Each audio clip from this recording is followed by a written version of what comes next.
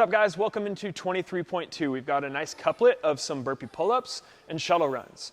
Goal of this workout is to stay consistent as possible for as long as you can, and then once you get around that 11 or 12 minute mark, it's time for the gut check to open the gates and send it. A lot of this workout is going to be spent on those burpee pull-ups, so just make sure you guys are staying checked in there. That's the time to work. That's the time to shut your brain off and just go. Cool. So the burpees, guys, they're going to be a controlled pace the entire time. You can lose a lot of time on each rep if you come out of the gates too hot and then you start dying off later on, okay? So we want to see you guys stay nice and controlled. There's two kind of ways that we'll do this. We recommend stepping up out of each burpee regardless of which pull-up strategy you're going with, but the pull-up option, we've got two different ways, okay? So you'll notice Kelsey's going to pop up out of the burpee, she'll hang and then go into a kip. And this might work better for some of the shorter athletes, okay, that can't get as much of a dynamic jump to where they're then getting momentum going up over the bar. The second option is going to be that jump straight into the pull-up. So she'll pop up out of the burpee, jump up, and then you're basically jumping straight into a continued pull.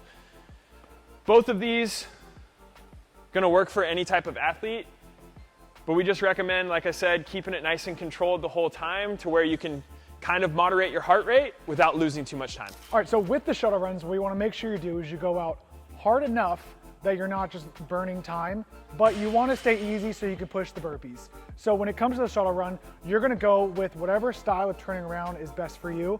So there's a couple ways you can do it. One way, Riley's preferred way, is jumping into the rep. So you'll kind of see it's kind of a hop and turn, and then she pivots around that.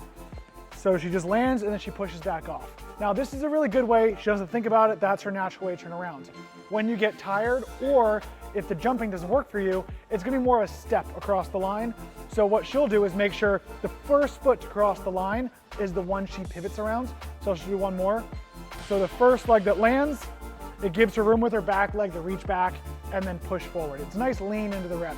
What you wanna avoid is jamming up your feet when you cross the line. Maybe you reach your foot too far and then you squeeze one in, or you just don't give her enough room.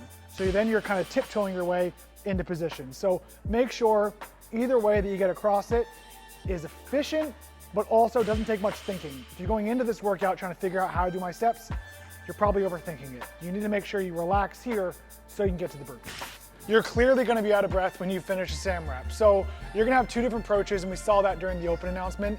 You have Roman, who went light to start, kind of felt out the weight, how hard am I breathing, how good can I brace? Or you got Pat, he went at 80, 85% of what he hit for his max.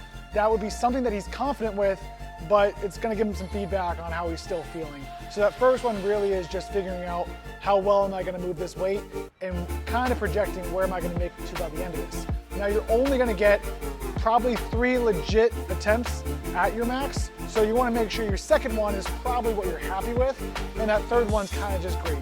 When it comes to the actual lift of the thruster, there's kind of two options. Majority of people are gonna elect for a squat clean into the thruster.